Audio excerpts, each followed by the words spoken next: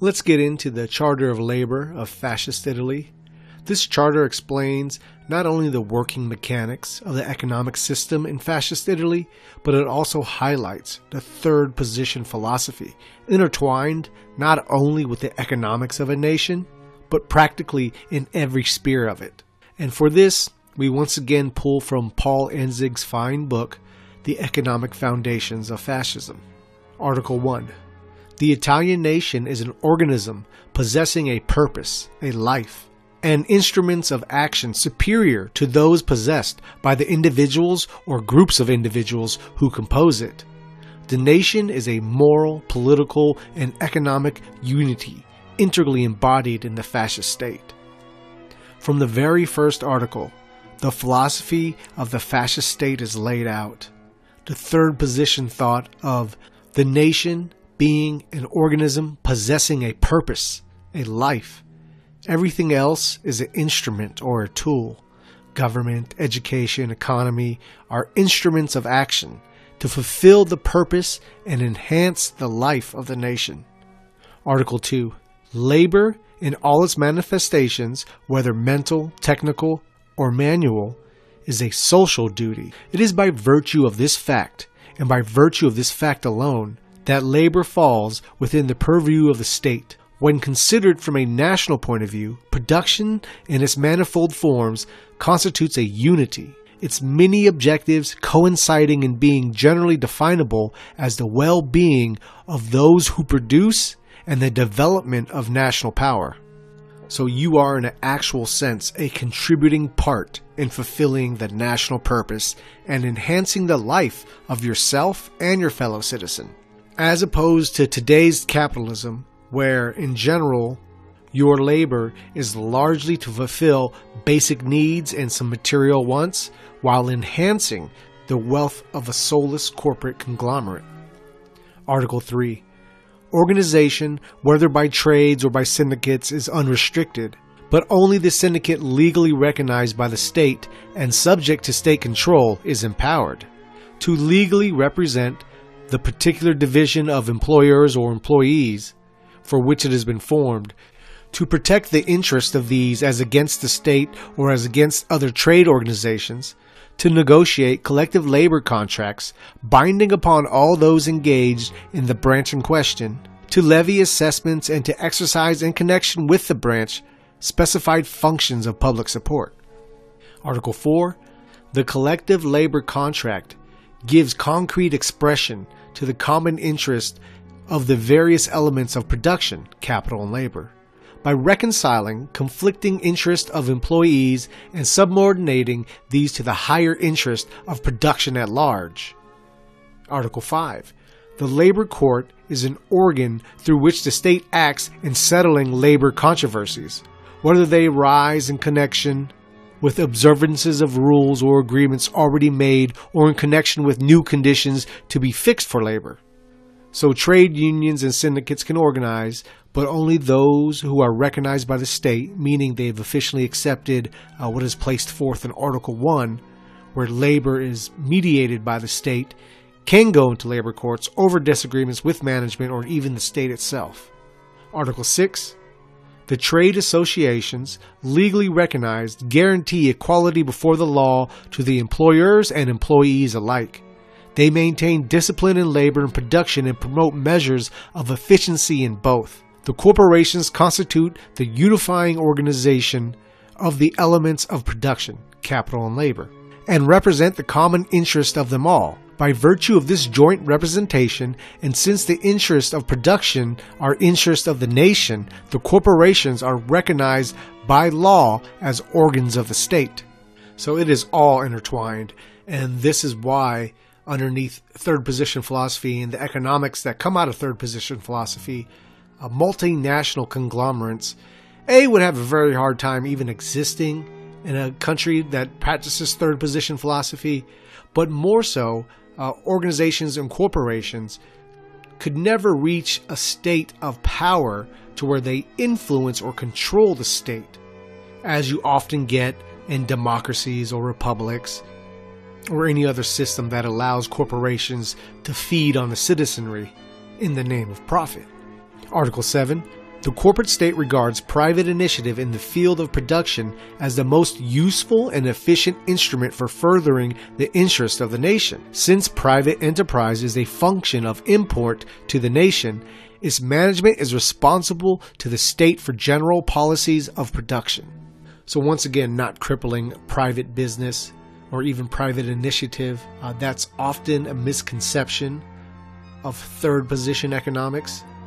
From the fact that the elements of production, labor and capital, are cooperators in a common enterprise, reciprocal rights and duties devolve upon them. The employee, whether laborer, clerk, or skilled worksman, is an active partner in the economic enterprise, the management of which belongs to the employer, who shoulders the responsibility for it. And this is a theme you'll see throughout the articles, stressing it is an active partnership between employer and employee. Article 8. Trade associations of employers are under obligation to increase business, to improve quality of output, and to reduce the costs in every possible way. The organizations representing practitioners of the liberal profession or of the arts and the associations of state employees work together for furthering the interests of science, letters, and the arts, for improving the quality of production, and for realizing the moral ideals of the corporate organization of the state. Article 9. The state intervenes in economic production only in cases where private initiative is lacking or insufficient, or where political interests of the state are involved. Such intervention may take the form of supervision, of promotion, or of direct management. So generally not central planning, but an oversight that is motivated by ethics and an expectation of production, and only stepping in where there is a violation of either. And to what extent they step in depends on the situation. Article 10. In labor controversies involving groups, there can be no recourse to the labor court until the corporation has exhausted itself for adjustment. In controversies involving individuals in connection with applications or interpretations of collective contracts, the trade associations are empowered to offer their mediation for settlements. Jurisdiction in such controversies belong to the ordinary labor courts, supplemented by the referees appointed by the trade association concerned. So if an individual worker has a problem with the employer or a fellow employee, first the trade union tries to deal with it, where the conversation is with the grievant and either with the employer or the employee in question and the trade union reps. If they cannot reach an agreement, then it goes to the local labor court, where the grievant and the accused meet before a local government representative. If that does not work, then it goes up the ladder to a national labor court and they deal with the matter. Article 11. The trade associations are required to regulate by collective contracts labor relations between the employers and the employees whom they represent. The collective contract is made between associations of primary grade under the guidance and with the approval of the central organizations, with the provision that the association of the higher grade may make amendments in cases specified in the constitutions of the associations or by law. All collective labor contracts must, under penalty of nullity, contain specific statements of the rules governing discipline, of trial periods, of the amounts and manner of payment of wages, of schedules of working hours. An obvious intent to try to make terms clear as possible in the contract between the employer and the employee. Article 12. The operation of the syndicates, the mediation of the corporations, and the decisions of the labor court guarantee correspondence between wages and the normal demands of living, the possibilities of production, and the yield from labor. The fixing of wages is withdrawn from any general rule and entrusted to agreements between parties in their collective contracts. Article 13. Losses occasioned by business crises and by variations of exchange must be equitably divided between the elements of production, capital and labor. Statistics relating to conditions of production and labor, to variations of exchange, to changes in standards of living as issued by the various governmental departments by the Central Bureau of Statistics and by the legally recognized trade associations, and as coordinated and elaborated by the Ministry of Corporations, will constitute the criteria for adjusting the interest of the various branches of trade and of harmonizing the interest of various classes with those of other classes vis-a-vis of each other, and of the higher interest of production in general. As it would be written in any contract between the employee and the employer, when business is good, there would surely be a financial benefit for both the employer and the employee. But at the same time, when business had slowed down, both the employer and employee would be subject to a financial penalty. And if things did not improve or got worse, the state would step in to find solutions, be it helping with production problems, price fixing, vouchers to workers, etc. Once again, the employee and the employer are invested in the business together, for better and worse. Article 14. When wages are paid on the basis of piecework and payments are made in intervals greater than 2 weeks, suitable weekly or bi-weekly accountings must be furnished. Night work not compensated in regular periodical shifts must be paid for by some percentage in addition to the regular daily wage. When wages are based on piecework, piece payments must be so fixed that the faithful worker of average productive ability may have a chance to earn a minimum in excess of the basic wage. Once again, it was not free market capitalism that created the minimum wage, night shift differences, paid holidays, overtime pay, etc. We can go on. All of these and much more came through government action, and all were common in fascist ideologies, despite if it was in Europe, South America, the Middle East, it didn't matter. It was in every fascist organization. Every group that adopted the third position philosophy, all were persistent in protecting the worker. Article 15. The employee is entitled to a weekly holiday falling on Sundays. Collective contracts will apply this principle so far as it is compatible with existing laws, and with the technical requirements of the enterprise concerned, and within the same limits, they will aim to respect civil and religious solemnities in accord with local traditions.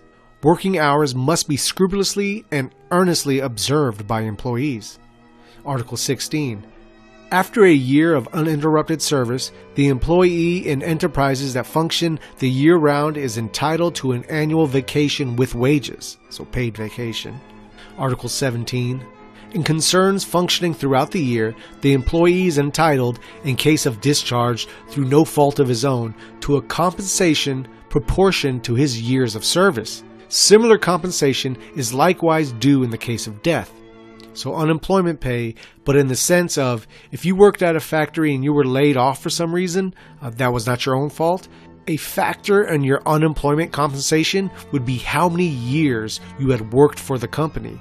How many years you had invested in that company would also be a part of what you're being paid while you're on unemployment through them. I do like something about that, like loyalty repaid with sort of financial loyalty. Article 18. Transfers of ownership of concerns offering steady work do not affect labor contracts, and the employees of such concerns retain all their rights and claims against the new proprietors. Likewise, the illness of an employee, not in excess of a specified duration, does not cancel the labor contract. Call to service in the Army, Navy, or in the fascist militias, which were voluntary militia for national safety, does not constitute valid cause for dismissal. So even with new owners, you keep the old deal. Plus, you have sick leave. Also, not a creation of free market capitalism. That must be respected, but up to a realistic point, of course. Article 19. Infractions of discipline on the part of employees and acts disturbing to the normal functioning of a concern are punished, according to the seriousness of the offense, by fine, by suspension, or in grave cases, by immediate discharge without compensation. The cases in which the employer may impose the respective penalties of fine, suspension, or discharge without compensation must be specified. So there's always accountability in this system, or at least they're striving for accountability. Article 20. The employee newly hired is subject to a trial period, during which there is a reciprocal right to cancel the labor contract, the employee in such case being entitled to wages only for the time of actual service. So a probation period gives the employer a fair look at the person to see if he'll be a positive functioning part of the company. Article 21. The collective labor contract extends its benefits and its discipline to home workers as well. Special regulations are to be promulgated by the state to assure proper hygienic conditions for home labor. So I would imagine a stay-at-home mom, amongst other things, would fall subject to that, which is good because, as it states, you reap the benefits as well. Article 22, the state has exclusive power to determine and control the factors governing employment and unemployment, since these are indices of the general conditions of production and labor. So, of course, whenever push comes to shove, the state has its say and not some multinational conglomerate. Article 23, employment bureaus are to be managed by the corporations through commissions having equal representation of employers and employees. Employers are required to practice selection among workers with the right of choice among the various registrants, giving preference, however, to such as are the members of the Fascist Party and of fascist syndicates, and to priority of registration. Yeah, so obviously active fascist members are going to get the first place in line. That goes without saying. And if anyone isn't quite sure how these corporations are set up, linked in the description area of this video will be the video I did on corporatism, which was also taken from this book, The Economic Foundations of Fascism. Article 24. The Trade Association of Workers are required to practice selection among workers with a view to constant improvement in the technical skill and the moral character of the personnel. Fascist tenets at its core, constant improvement and of good character, of keep continuing to build good character is what is looked for, not only in the employee but also in the employer, and in all aspects of the society, constant improvement in technical skill and the moral character of a person. Soulless capitalism doesn't give a damn about the moral of your character as long as you punch the clock, show up, do your job, contribute to the corporation, then go home. They don't give a shit about the technical skills you could be improving on or to help or encourage the content of your character. Article 25, the corporations must supervise the observance of the laws governing safety, accident prevention, and sanitation by the individuals subject to the central organization of associations. So follow the safety laws. Don't cut corners. Article 26, insurance is another manifestation of the principle of collaboration. Employers and employees must bear proportionate shares of such burdens. The state, working through the corporations and the trade associations, will strive to coordinate and unify as far as is possible the agencies and the system of insurance. Now you see a common theme in all these articles and the larger goal at hand: to strengthen the relationship of the employer and employee, not pit them against each other or oppress one while rewarding the other. Both employer and employee benefit at good times, and both share the struggle during the bad. Both contribute to the insurance and other programs, building the bond of investing together, contributing together, reaping rewards together, and even side by side in struggle if need be. Third position thought does not split the nation over economics and material wants, but rather unifies it by creating an environment of mutual respect and a common purpose. Article 27. The fascist state is working: A. For improvements in accident insurance. B. For improvements and extensions of maternity insurance. C. For insurance against professional diseases and tuberculosis as a step towards general insurance against illness in general. D. For improvements in insurance on involuntary unemployment. E. For the adoption of special forms of endowment insurance for young workers. Article 28. Protection of the interest of employees in legal and administrative problems arising in connection with accidents and other forms of social insurance devolves upon the associations which represent them. Collective labor contracts will provide, where technically possible, for the establishment of mutual funds for insurance against illness. Such funds to consist of contributions from employers and employees, and to be administered by representatives of both classes under the general supervision of the corporations. Article 29. The trade associations have the right and the duty to provide relief for the workers they represent, whether these be members or non-members. Such functions of relief must be exercised directly by committees of the associations themselves, and must not be delegated to other institutions or corporations, save for purposes of a general character which transcend the particular interests of the branch of production concerned. And finally, Article 30. Training and education, especially technical training of workers they represent, whether they be members or non-members, is one of the principal duties of trade associations.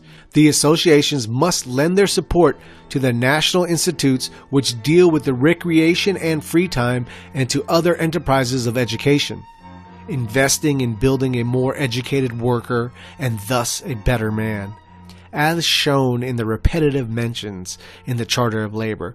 When it comes to the duty of trade unions and employers to contribute to educate the worker in the advancement in their respective fields, no student loans, no debt, just a system invested in the people, because the third position is revolutionary in that sense, where it continually seeks to improve people and thus improve the nation as a whole in doing so. And that was the Italian Fascist Charter of Labor, once again found in Paul Inzig's fine book, The Economic Foundations of Fascism.